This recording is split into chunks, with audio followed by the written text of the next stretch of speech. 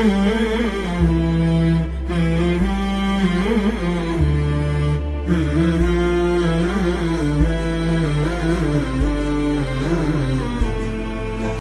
باللہ من الشیطان الرجیم بسم اللہ الرحمن الرحیم الحمدللہ رب العالمین وصلی اللہ علی محمد وآلہ اجمعین واللعنۃ الدائمۃ علی اعداء محمد وآل محمد اما بعد وفقنا اللہ وإیاکم للعلم والعمل الصالحین انشاءاللہ تعالی۔ السلام علیکہ یا ابا عبداللہ الحسین۔ گفتگو ہماری اس موضوع کے اوپر جاری ہے کہ جب امام حسین علیہ السلام سے بیعت کا مطالبہ کر لیا جاتا ہے اور امام حسین علیہ السلام اس کا انکار کر دیتے ہیں اور مدینہ سے نکل جاتے ہیں مکہ کی طرف، اور پھر مکہ میں 4 مہینے سے زائد کا ان کا قیام ہے، تو اس سارے عرصے میں اس وقت کی جو حکومت کی مشینری ہے، حکومت کے افراد ہیں، اس میں ایک کھلبلی ہے، ایک اضطراب ہے، بے چینی ہے۔ بہت سارے جو شہر ہیں ان کی حکومت کو تبدیل کیا جا رہا ہے، کہ جس میں سے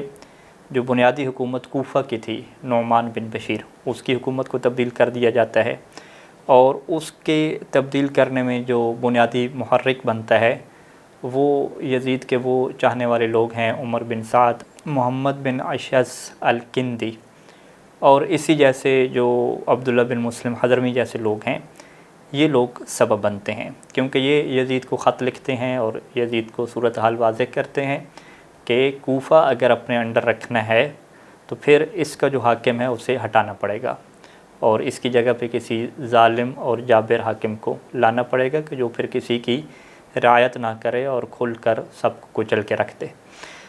یہاں پہ ابھی ہم گفتگو لے کر جا رہے ہیں کہ شام میں جو مرکزی حکومت ہے، دمشق اور شام میں جو یزید کی حکومت ہے، وہاں کے کیا حالات ہیں۔ تو تاریخی تسلسل کے مطابق جب ہمیں یہ بات نظر آتی ہے کہ کوفہ کے جو خط ہیں جب دمشق میں پہنچتے ہیں، یزید کے پاس پہنچتے ہیں، عمر بن سعد جیسے لوگوں کے جب خط پہنچتے ہیں، تو وہاں پہ پھر صورتحال بڑی بے چین ہو جاتی ہے، اور یزید اس بارے میں پریشان ہو جاتا ہے، اور یزید بہت سارے اقدامات وہاں پہ اٹھاتا ہے۔ طبری نے اس واقعے کو یوں بیان کیا ہے کہ فَلَمَّا اجْتَمَعَتِ الْكُتُبُ عِنْدَ یزید لَیْسَ بَیْنَ کُتُبِهِمْ إِلَّا یَوْمَانِ، کہ جب یہ جو کوفہ والے تھے، جو یزیدی اہلکار تھے، عمر بن سعد جیسے لوگ، ان کے جب خط یزید کے بعد جمع ہو گئے، اور لَیْسَ بَیْنَ کُتُبِهِمْ إِلَّا یَوْمَانِ، 2 دنوں کا درمیان میں فاصلہ ہے، یعنی ایک کے بعد 2 دن ابھی گزرے تھے تو اور لوگوں کو بھی کیا خط آ گئے۔ تو اس ٹائم پہ یزید پریشان ہو جاتا ہے کہ اب کرنا کیا ہے۔ تو یہ طبری کے تاریخ طبری کے یہ الفاظ ہیں کہ دعا یزید بن معاویہ سرجون مولا معاویہ۔ تو یزید بن معاویہ کیا کرتا ہے، جو معاویہ کا غلام ہے سرجون، اسے جو ہے وہ بلاتا ہے، اسے بلاتا ہے مشورہ کرنے کے لیے۔ یہ سرجون کون ہے؟ سنجور بن منصور رومی ایک عیسائی مذہب کا شخص ہے، مسلمان نہیں ہے، جو عیسائی تھا، اور پہلے معاویہ کی جو حکومت ہے اس میں اس کا بڑا کردار رہا ہے، یعنی یہ معاویہ کا کاتب رہا ہے، اس کا رازدان رہا ہے، اس کو مشورہ دینے والا رہا ہے۔ تو آپ یہاں سے اندازہ لگائیں کہ کس طریقے سے جو اہل کتاب ہیں وہ بنی امیہ کی حکومت کو سپورٹ کرتے ہیں اور ان کے ساتھ رہتے ہیں۔ یہاں پہ تاریخ طبری میں ہے، الکامل فی التاریخ میں ہے، العقد الفرید میں ہے کہ کانا کاتب معاویہ و صاحب سر رہی، کہ یہ جو سرجون ہے یہ معاویہ کا کاتب بھی ہے اور اس کے رازوں کا ہمراز بھی ہے۔ ثم صار کاتب یزید، پھر معاویہ کے بعد یہ یزید کا کاتب بن جاتا ہے، اور پھر یزید کے بھی جتنے راز ہیں وہ بھی اسی کے پاس ہوتے ہیں۔ اور ابن کثیر نے یوں لکھا کہ کانا کاتب معاویہ و صاحب امرہ، کہ یہ جو ہے وہ معاویہ کا کاتب بھی تھا اور جو معاویہ کے معاملات تھے اس کا یہ حاکم بھی تھا، یعنی معاویہ کے جتنے معاملات تھے اس کا یہ مالک ایک طرح سے بنا ہوا تھا۔ اور یہاں پہ الاغانی کتاب میں یہ موجود ہے کہ کان یزید ینادم علی شرب الخمر سرجون نصرانی، کہ یزید جو ہے اسی سرجون نصرانی کے ساتھ مل کر جو شراب پینے کی محفل ہے وہ سجایا کرتا تھا۔ یہاں پر تاریخ نے ہمارے سامنے اس بات کو رکھا ہے کہ رسول خدا صلی اللہ علیہ وآلہ وسلم کی رحلت کے بعد جو منافقت کی تحریک میں اہل کتاب کا کردار رہا ہے وہ بہت زیادہ رہا ہے۔ اہل کتاب کا ایک گروہ جو منافقین کا گروہ کہلاتا ہے، یہ بڑا سرگرم ہو جاتا ہے، اور اس گروہ کے جو بنیادی مقاصد ہیں کہ وہ لوگوں کو اہل بیت علیہ السلام کے خلاف کرنا، اور جو دین، اصل جو دین ہے، جو مکتب اہل بیت نے جو دین پیش کیا ہے، اس سے لوگوں کو منحرف کرنا ہے۔ اور انہی لوگوں میں سے کعب الاحبار، تمیم داری، وہب بن منبع، نافع بن سرجس، عبداللہ بن عمر کا غلام، سرجون، معاویہ اور یزید کا مشیر، ابو زبید، ولید بن عقبہ کا مشیر جیسے افراد شامل ہیں جو اہل کتاب سے تعلق رکھتے ہیں۔ اور ان لوگوں نے اہل بیت علیہ السلام کے اوپر ظلم کرنے میں اور اہل بیت علیہ السلام کے ساتھ شدید دشمنی کرنے میں ان لوگوں نے مرکزی کردار کو اپنایا ہے۔ تو سرجون بھی انہی لوگوں میں سے ہے۔ اب یہاں پہ ابن عبد ربہ نے سرجون کے بارے میں یہ لکھا ہے کہ سرجون معاویہ، اس کے بیٹے یزید، مروان بن الحکم، عبد الملک بن مروان کا کاتب تھا اور ان کے امور کا تحریری طور پہ ذمہ دار تھا۔ لیکن جب عبد الملک کا جب زمانہ آیا اور عبد الملک نے اسے کوئی کام سونپا تو اس میں وہ سستی برتنے لگا اور کچھ کوتاہی ہو گئی اس سے، تو اس پر عبد الملک نے اپنے کاتب سلیمان بن سعد سے کہا کہ سرجون ہمارے لیے اپنی اصل حالت ظاہر کر رہا ہے، یعنی وہ اپنے کام میں غفلت کر رہا ہے اور ہماری مدد کے لیے اتنا مفید نہیں رہا جتنا ہونا چاہیے۔ تو پھر عبد الملک نے پوچھا کہ کیا تم اس مسئلے کا حل کر سکتے ہو؟ تو سلیمان نے یہ جواب دیا کہ اگر آپ چاہیں تو میں آپ کا جو جتنا بھی حساب کتاب ہے حکومت کا وہ رومی زبان سے ٹرانسفر کر کے عربی زبان میں منتقل کر دیتا ہوں۔ عبد الملک نے کہا کہ ایسا کرو، اور سلیمان نے کہا کہ مجھے کچھ وقت اس کے لیے درکار ہوگا اور مجھے آپ موقع دیں اس کا۔ تو عبد الملک نے کہا جتنا وقت تمہیں چاہیے تم لے لو۔ تو پھر سلمان نے کیا کیا، وہ جو دیوان ہوتا ہے، جو سرکاری حساب کتاب کا سارا نظام ہوتا ہے، اس کو عربی زبان میں منتقل کیا، اور یوں پھر عبد الملک نے ساری جو کاتب کی جو ذمہ داری تھی اور جو معاملات تھے اس کی ذمہ داری جو ہے وہ سلیمان کو سونپ دی۔ یہ جو واقعہ ہے العقد الفرید کتاب میں ایک عنوان باندھا جاتا ہے جلد 4 میں کہ وہ شخص جو لکھنے میں نفیس تھا مگر کام کرنے میں سست، اس عنوان کے تحت جو ہے وہ سرجون کے یہ حالات رکھے گئے ہیں۔ تو یہ جو سرجون ہے، جب یزید نے سرجون کو بلایا اور اس کے سامنے یوں کر کے کلام کیا، جو تاریخ تبری میں بھی ہے، الارشاد میں شیخ مفید رحمہ نے لکھا ہے کہ ما رأیو کا، کہ اے سرجون تمہارے کیا مشورہ ہے، تمہاری کیا رائے ہے؟ فإن حسینا قد توجہ نحو الکوفہ ومسلم بن عقیل بالکوفہ یبایع للحسین، کہ حسین علیہ السلام بھی کوفہ جا رہے ہیں اور مسلم بن عقیل کوفہ میں حسین علیہ السلام کے لیے لوگوں سے بیعت لے رہے ہیں۔ وقد بلغنی نعمان ضعف وقول سیء، اور مجھ تک نعمان کے متعلق کمزوری پہنچی ہے اور ایک بری بات پہنچی ہے، اور وأقرأ کتبہم، اور میں اس کے جو ہے وہ سارے جو خط ہیں ان لوگوں کے میں تمہارے اوپر پڑھتا ہوں، تم کیا سمجھتے ہو؟ من استعمل علی الکوفہ، اب یزید نے سوال رکھا کہ اب بتاؤ کوفہ کے اوپر کس کو جو ہے وہ بڑا حاکم بنایا جائے۔ اب یہاں پہ جب سرجون کے سامنے یہ سوال آیا تو سرجون نے بڑی جو ہے وہ چالاکی کے ساتھ یوں سوال رکھا کہ ارأیت معاویہ لو نشر لک کنت آخذا برأیہ، کہ اگر معاویہ زندہ ہوتا تو کیا آپ ان کی رائے لیتے اور جو وہ مشورہ دیتے آپ اسی کے اوپر عمل کرتے؟ یزید کے سامنے یہ سوال رکھ رہا ہے۔ تو یزید نے کہا نعم، اگر میرا والد زندہ ہوتا اور مجھے جو مشورہ دیتا میں اس کے اوپر عمل کرتا۔ فأخرج عہد عبید اللہ علی الکوفہ فقال ھذا رأی معاویہ، تو پھر سرجون نے یہ کہا کہ کوفہ کی جو ذمہ داری ہے وہ تم عبید اللہ بن زیاد کو دے دو، اور ساتھ یہ بھی کہا کہ یہ معاویہ کی رائے ہے۔ ومات وقد امر بہذا الکتاب، معاویہ جو ہے وہ دنیا سے چلا گیا اور اس نے حکم دیا تھا اسی جو ہے وہ خط کے لیے، یہی چیز اس نے لکھوائی تھی کہ اگر اس طرح کے حالات بنتے ہیں تو کوفہ کے اوپر عبید اللہ کو تم حاکم بنا دینا اور کوفہ کی ذمہ داری تم عبید اللہ کو دے دینا۔ تو یہاں سے اگر ہم تاریخ میں تھوڑا جائیں تو اس کی کیا وجہ ہے کہ سرجون عبید اللہ کا مشورہ دینے سے پہلے یہ جو ہے وہ پوری بات کہتا ہے کہ اگر معاویہ زندہ ہوتا تو کیا تم اس کی بات کو مان لیتے، اور پھر یہ کہتا ہے کہ معاویہ نے یہ بات لکھ کے دے دی تھی، حکم دیا تھا اس کو لکھنے کا، لیکن وہ نافذ نہیں کر سکا تھا اس کو۔ تو اس کے جو تاریخی حالات ہیں ہمیں یوں بتلاتے ہیں کہ سرجون کو اس بات کا پتہ تھا کہ جو یزید ہے یہ عبید اللہ بن زیاد سے نفرت کرتا ہے، اور اس نفرت کی وجہ انشاءاللہ اگلے دروس میں آپ کے سامنے آ جائے گی۔ تاریخی کتابوں میں یہ بات لکھی ہوئی ہے، تذکرۃ الخواص کے یہ جملے ہیں کہ کان یزید یبغض عبید اللہ بغضا شدیدا، کہ یزید جو ہے وہ عبید اللہ سے شدید قسم کی نفرت رکھتا تھا۔ اور اسی طریقے سے تاریخ طبری میں یہ الفاظ ہیں کہ کان یزید عاتبا علی عبید اللہ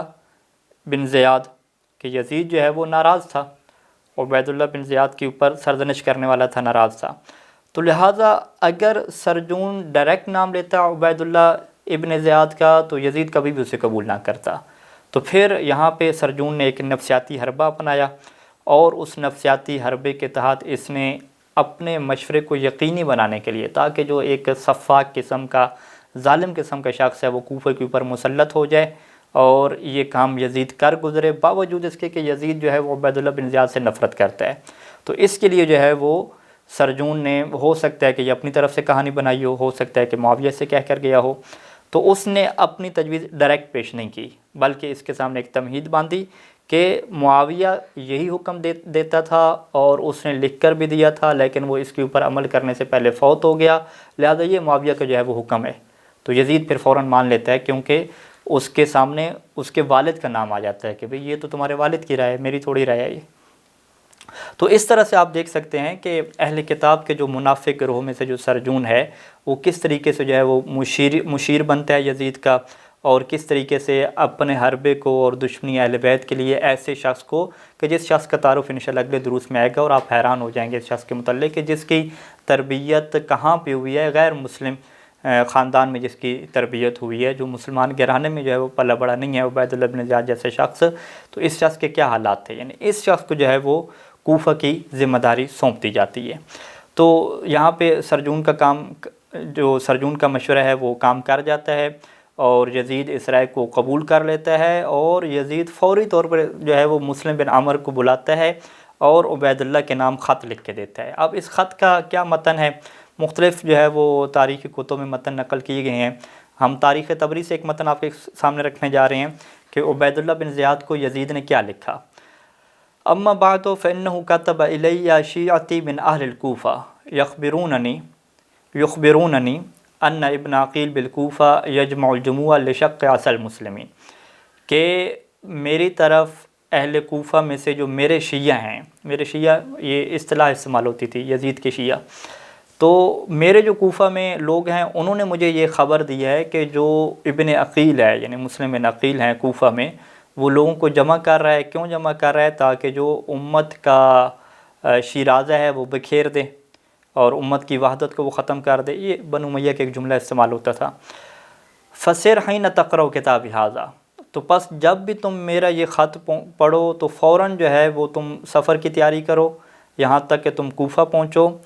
اور ابن عقیل کو تم تلاش کرو، ایسے تلاش کرو کہ جیسے ایک موتی کو تلاش کیا جاتا ہے، اسے گرفتار کرو، قتل کرو یا جلا وطن کر دو، والسلام۔ یہ یزید کا بڑا سخت قسم کا خط۔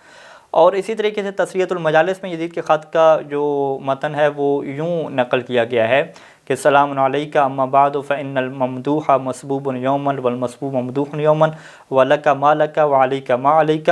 اس طریقے سے یہ خط کا آغاز ہوتا ہے کہ جس کا ترجمہ یہ ہے کہ السلام علیکم۔ اب آگے کی بات یہ ہے کہ تعریف پانے والا کبھی نہ کبھی کمزور ہوتا ہے، اور کمزور کبھی نہ کبھی تعریف پاتا ہے۔ تمہارا جو کچھ ہے وہ تمہارا ہے، اور جو کچھ تم پر ہے وہ تم پر لازم ہے۔ تم ہر منصب پر چڑھے اور ترقی کی بلندیوں کو چھوا، جیسا کہ شاعر نے کہا، تم اتنی بلندی پر پہنچ گئے کہ بادلوں سے آگے نکل گئے۔ تمہارا موقف صرف سورج کے بیٹھنے کے مقام جیسا ہے۔ تمہارا زمانہ، اب یہاں پہ خط کا یوں آغاز ہوتا ہے، تمہارا زمانہ یعنی ابن زیاد کو کہہ رہا ہے، عبید اللہ ابن زیاد کو، کہ تمہارا زمانہ حسین کی وجہ سے آزمائش میں پڑ گیا ہے۔ تمہارا ملک تمام ملکوں میں سب سے زیادہ آزمائش میں ہے۔ میرے کوفہ میں موجود شیعہ نے مجھے اطلاع دی ہے کہ مسلم بن عقیل کوفہ میں لوگوں کو جمع کر کے مسلمانوں کے اتحاد کو توڑ رہا ہے۔ اس کے ساتھ بہت سے ابھی تراب کے شیعہ بھی شامل ہو چکے ہیں۔ جب یہ میرا خط تمہارے پاس پہنچے تو جلدی سے پڑھو اور فوراً کوفہ پہنچ جاؤ تاکہ وہاں کے حالات قابو میں آ جائیں۔ میں نے کوفہ کو تمہارے اختیار میں شامل کر دیا ہے تاکہ اس کی تم بہتر نگرانی کر سکو۔ مسلم بن عقیل کو موتی کی طرح تلاش کرو، اسے پکڑ لو تاکہ اس سے بیعت کرواؤ، ورنہ اگر وہ بیعت نہ کرے تو اس سے قتل کر دو۔ جان لو کہ تمہیں میرے حکم کے بغیر کوئی عذر قبول نہیں ہوگا۔ جلدی کرو جلدی کرو اور مخفی طریقے سے یہ کام تم کرو، والسلام۔ تو یہ خط ہے کہ جس میں عبید اللہ ابن زیاد کو یزید ایک طرح کی دھمکی بھی دے رہا ہے کہ اگر تم میرے اس حکم پہ عمل نہیں کرو گے تو کوئی عذر بھی قبول نہیں ہوگا۔ تو یوں حالات کیا بنتے ہیں کہ دمشق میں یہ طے کیا جاتا ہے، شام میں یہ طے کیا جاتا ہے کہ اب جو کوفہ کی حکومت ہے وہ مکمل طور پہ تبدیل کر دی جائے گی، اور کوفہ کی حکومت سرجون کے اسی مشورے سے ابن زیاد کے ہاتھ میں دے دی جائے گی، اور ابن زیاد وہاں پہ جا کے اپنی تحریک کا آغاز کرے گا۔ یہاں پہ ایک اور نقطہ کہ جسے یزید نے اور بنی امیہ نے استعمال کیا، کہ جس کو تاریخی کتابوں میں الارہاب الدینی، یعنی جو مذہبی اور دینی دہشت گردی کے نام سے تعبیر کیا جاتا ہے، اس ہتھیار کو یزید نے استعمال کیا۔ وہ ہتھیار کیا تھا کہ وہ جو یزید کا والد ہے معاویہ، اس نے بہت سارے راویوں کو خریدا ہوا تھا کہ جن راویوں نے جو ہے وہ بہت ساری روایات بنائی تھیں فقط اور فقط اس خاطر کہ بنو امیہ کی حکومت کو تحفظ مل سکے، جس میں ابو ہریرہ کا مرکزی نام آتا ہے، عمر بن عاص کا نام آتا ہے، عبداللہ ابن عمر کا نام آتا ہے، المغیرہ بن شعبہ کا، سمرہ بن جندب جیسے لوگوں کے نام آتے ہیں۔ ان لوگوں نے کس طرح کی حدیثیں بنائی؟ انہوں نے یوں حدیثیں بنائی کہ بھئی ظالم کے خلاف قیام نہیں کرنا، ظالم کے خلاف قیام نہیں کرنا، صبر کرنا ہے، اس کے ساتھ تعاون کرنا واجب ہے۔ مثال کے طور پہ عبداللہ بن عمر کی گڑھی ہوئی روایات میں سے ایک روایت کیا ہے کہ ستکون حنات وحنات فمن اراد ان یفرق امر هذه الامہ وهي جمع فاضربوه بالسیف کائنا من کان، کہ آئندہ فتنہ و فساد ہوں گے، پس جو کوئی اس امت کی وحدت کو توڑنے کی کوشش کرے تو اسے تلوار سے قتل کرو، چاہے وہ کوئی بھی شخص ہو۔ اب اس نے یہ حدیث بنائی رسول کی طرف منسوب کر کے۔ اسی طریقے سے اس نے ایک اور حدیث بنائی کہ من رأى من امیر شیئا یکرہ، کہ جو اپنے امیر سے، اپنے حاکم سے کسی بری چیز کو دیکھے تو وہ اس کے اوپر پھر صبر کرے، فلیصبر علیہ۔ کیونکہ فإن من فارق الجماعۃ شبرا فمات، کیونکہ جو بھی امت کا جو اجتماع ہے اس کو ایک بالشت بھی توڑتا ہے تو وہ شخص جو ہے وہ جہالت کی موت مرتا ہے۔ اسی طریقے سے اسی کی روایات میں سے ایک روایت یہ ہے کہ ادوا الیہم حقہم واسألوا اللہ حقکم، کہ تم جو اپنا حق ہے وہ حکمرانوں کو دے دیا کرو اور اللہ سے تم اپنے حق کو مانگا کرو، یعنی جو تمہارا حق ہے وہ حکمرانوں کو دے دیا کرو، یہ تمہارے اوپر کیا واجب ہے۔ تو اس طرح کے بہت سارے روایات بنائی گئی جس میں یہ کہا گیا کہ حاکم چاہے فاسق و فاجر ہو اس کی اطاعت کرنا واجب ہے اور اس کے خلاف خروج کرنا یہ بغاوت ہے، اور یہ روایات صحیح مسلم و بخاری میں آج بھی کیا ہیں موجود ہیں۔ اور یہاں پہ یزید جس تعبیر کو استعمال کرتا ہے اور بنی امیہ والے جس تعبیر کو استعمال کرتے ہیں کہ جو اس ٹائم پہ بہت بڑا لوگوں کو بتلا دیا گیا تھا کہ یہ بہت بڑا گناہ ہے اور اس کو جو بندہ کرتا ہے وہ باغی شمار ہوتا ہے، اس کا قتل کرنا واجب ہو جاتا ہے، وہ جملہ کیا عربی میں استعمال ہوتا تھا، شق و اصل مسلمین، کہ مسلمانوں کی جماعت کو توڑنا۔ اسی وجہ سے یزید کے خطوں میں بھی یہ بات ملتی ہے کہ اس نے بھی عبید اللہ بن زیاد کو جب لکھا تو یہ جملہ ملتا ہے کہ مسلم بن عقیل جو ہے وہ مسلمانوں کے اتحاد کو توڑنا چاہتا ہے، لہذا جو ہے وہ اس کے خلاف اقدام کرنا ضروری ہے، اسے قتل کرنا ضروری ہے۔ اور یہی جو الزام ہے یہی امام حسین علیہ السلام پہ بھی لگایا جاتا ہے، اور بہت سارے لوگ جو امام حسین علیہ السلام کو روکتے ہیں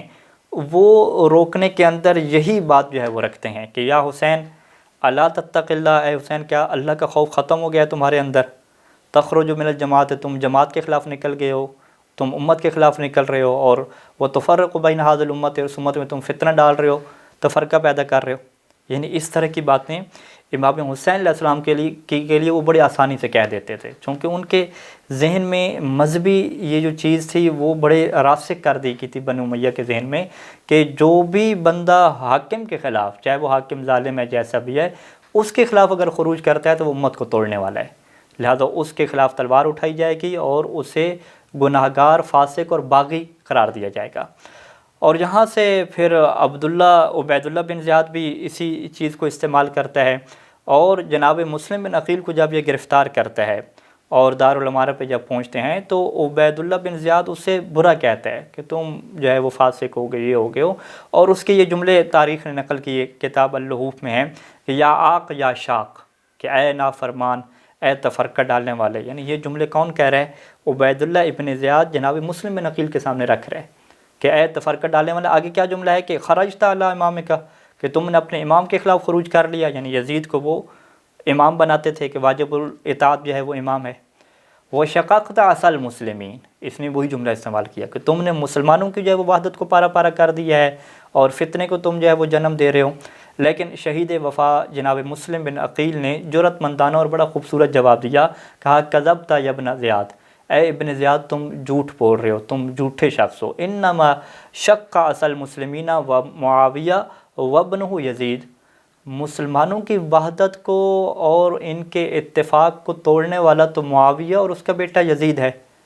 وَأَمَّا الْفِتْنَةُ، اور یہ تم جو فتنے کی بات کرتے ہو تو اس فتنے کو کون لے کر آئے؟ فَإِنَّمَا أَلْحَقَهَا أَنْتَ وَأَبُوكَ زِیاد، یہ فتنہ تو تم اور تمہارا جو باپ ہے وہ زیاد وہ لے کر آئے ہیں۔ تو یہاں پہ جناب مسلم بن عقیل نے واضح کیا کہ جس تم ایک بری اور قبیح بات کی ہمیں جو ہے وہ الزام دے رہے ہو، ہمیں تہمت دے رہے ہو، وہ سارے کے سارے قبیح کام معاویہ کے اندر، یزید کے اندر، تمہارے اندر، تمہارے باپ کے اندر موجود ہیں۔ تو یوں یہ دمشق کی جو تاریخ ہے یہ ہمارے سامنے آتی ہے کہ کس طرح سے جو ہے وہ یہاں پہ سرجون اور اہل کتاب جو لوگ ہیں وہ اس میں شریک ہیں، اور امام حسین علیہ السلام کے خلاف اقدام کرنے میں کتنی بڑی جو ہے وہ اہل کتاب کی سازش اور سرجون جیسے لوگوں کی سازش ہمیں واضح طور پہ نظر آتی ہے۔ تو انہی کے کہنے کے اوپر یزید نے عبید اللہ بن زیاد کو کوفہ میں مقرر کر دیا۔ اب انشاءاللہ اگلے درس میں ہم گفتگو رکھیں گے کہ یہ عبید اللہ بن زیاد کے یزید سے کیا اختلاف تھے، یہ کون شخص تھا، اس کی کیا حیثیت تھی، اس کی کیا جو ہے وہ خبث تھا، کیا کس طرح کا یہ خبیث اور لعین قسم کا انسان تھا۔ یہ سارے حالات انشاءاللہ اگلے درس میں آپ کے سامنے رکھیں گے۔ اللہم صلی علی محمد و آل محمد۔ السلام علیکہ یا ابا عبداللہ الحسین۔